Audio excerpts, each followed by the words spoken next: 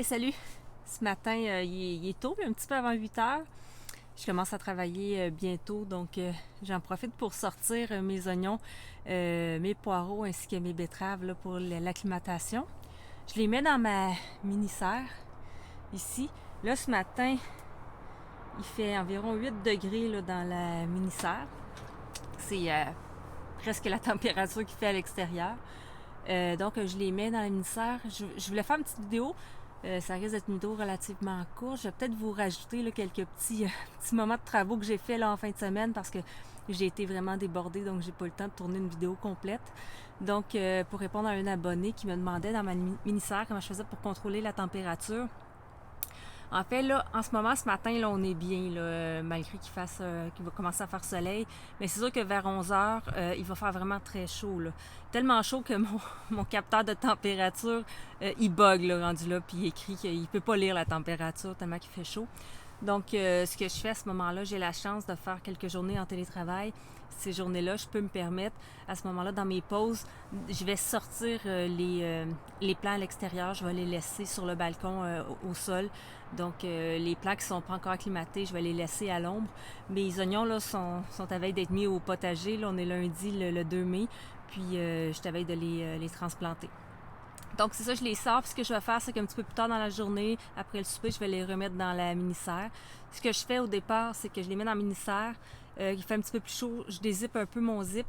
Comme vous pouvez voir, là, je peux le monter comme ça. Mais même comme ça fait pas assez d'air là, autour de midi pour bien aérer les plants. Donc, c'est ma première expérience avec la mini-serre. Donc, moi, je vais vraiment souvent vérifier la température. Je l'expérimente, en fait, puis je sais que vers 11 heures, habituellement, là, je dois les sortir. Quoique hier, j'ai sorti pour la première fois mes tomates. Je suis allée faire une commission, ça a été plus long que prévu. Je suis revenue, il était 3 heures. Ils ont passé la journée dans la mini-serre. Puis, il y avait bonne mine là, quand je suis arrivée. Là, ils n'étaient pas desséchés. Mais ce que je fais, je vais vous montrer, c'est que j'utilise pas la première...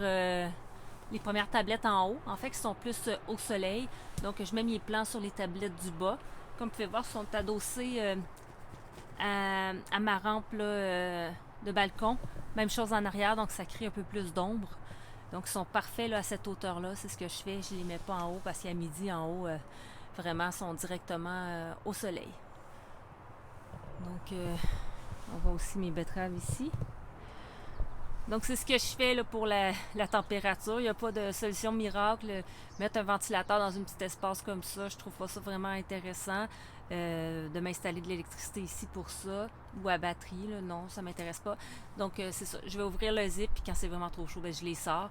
J'ai aussi un abri sur mon balcon. Donc, je peux les mettre là, ils vont être à l'ombre, puis ils n'auront pas trop chaud. Donc, mais les tomates ne passent pas encore la journée complète à l'extérieur. Alors, voilà. Maintenant, je vais aller travailler, puis j'en profiterai pour faire un peu de montage plus tard dans la journée pour vous mettre d'autres bouts, là, des choses que j'ai filmées en fin de semaine. Puis, si jamais vous avez des questions, n'hésitez pas. Merci. Au revoir.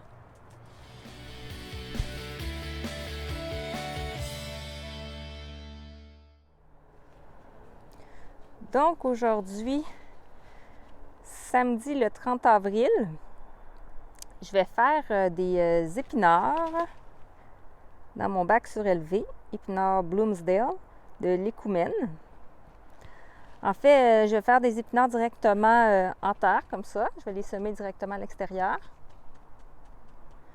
Je voulais mettre aussi des semis d'oignons verts juste à côté, mais il ne me restait plus de semences, donc je vais mettre mes oignons verts, mes semis que j'ai fait à l'intérieur, je vais les transplanter ici, mais je vais leur donner encore une semaine avant de les mettre, parce que cette nuit, il annonce un petit gel encore, là, ici, chez moi. Fait que je ne vais pas les mettre tout de suite. Donc, j'aplatis un peu ma terre, un petit lit de semences.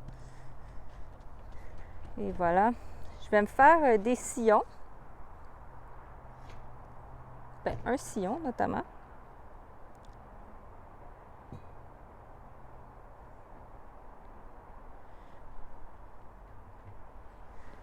Voilà. Donc ici, ça va être mes épinards. À côté, ici, je vais mettre des laitues. Donc j'en ai des semis que j'ai fait à l'intérieur. Ils ne sont pas encore prêts à mettre à l'extérieur, fait que ça va venir. Mais je vais faire mes épinards aujourd'hui.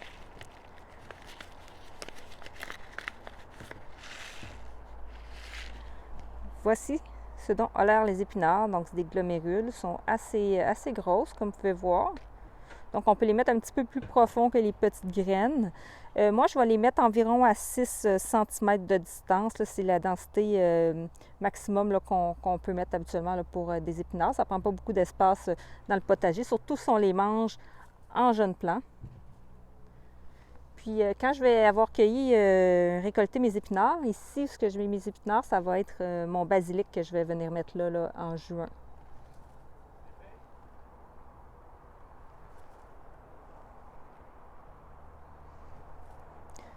Donc, une graine ou environ 6 cm.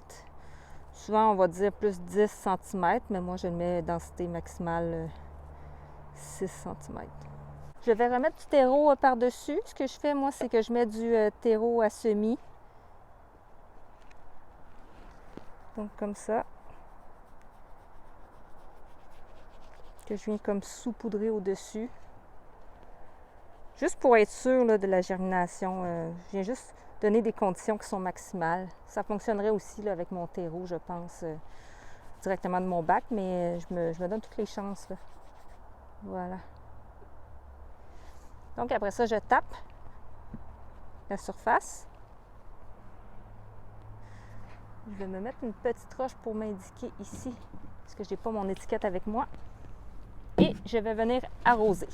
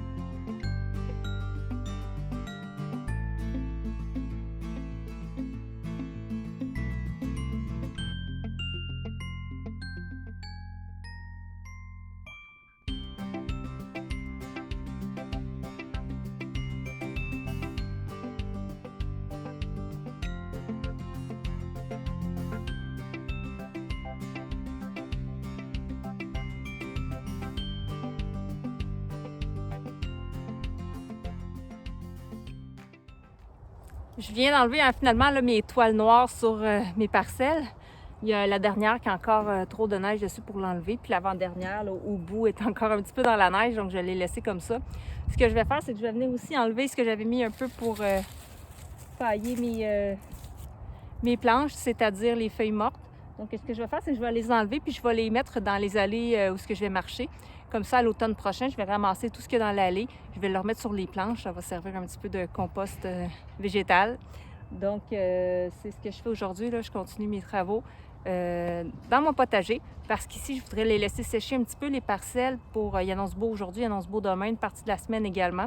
Puis, je voudrais venir pouvoir y planter là, mes navets, des carottes par exemple, des radis que je vais mettre là en contreplantation de mes légumes fruits en fait d'été.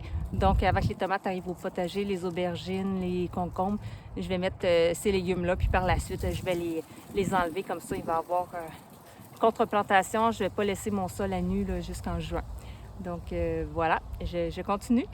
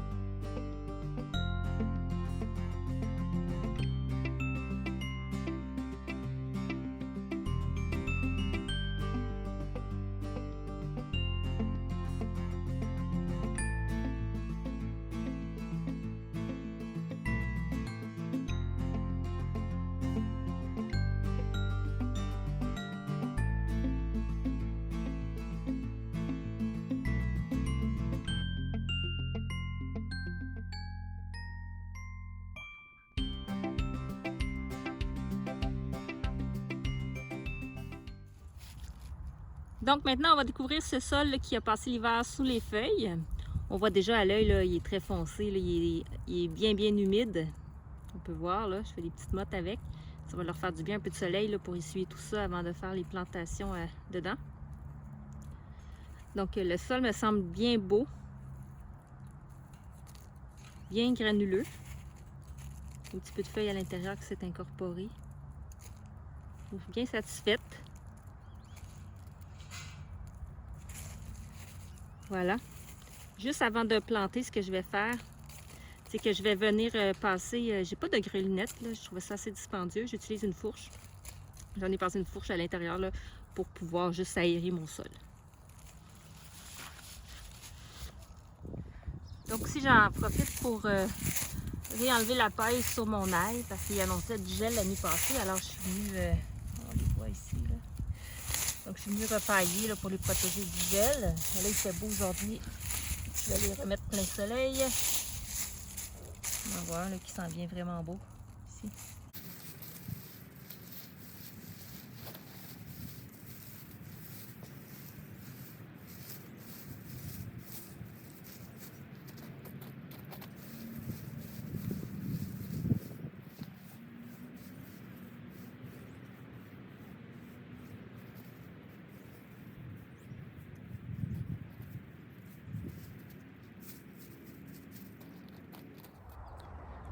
Donc, j'ai fini de découvrir mon ail. Je les ai comptés. J'en ai 30 pointes d'ail. Donc, c'est bien. L'année passée, j'en avais une vingtaine. Je ne savais pas combien j'en avais parce que je n'ai pas compté le nombre que j'ai mis. J'en ai mis au 10 à 15 cm environ. Puis, j'ai mis tout ce qui pouvait rentrer. Donc, ça semble bien pour le moment. En espérant qu'il ne soit pas attaqué là, par la mouche de l'oignon, la mouche du poireau, la teigne du poireau. En fait, l'année dernière, j'ai eu quelques petites attaques. Mais pour la plupart, là, il était vraiment très beau. J'ai eu aussi la rouille, un petit peu, mais pas sur tous mes plants. Moi, ce que j'avais fait l'année passée, c'est que j'en avais mis à 3 endroits différents. Puis un endroit en particulier où il y en a eu particulièrement beaucoup. Mais les autres ont été sauvés, donc j'étais bien contente de ça.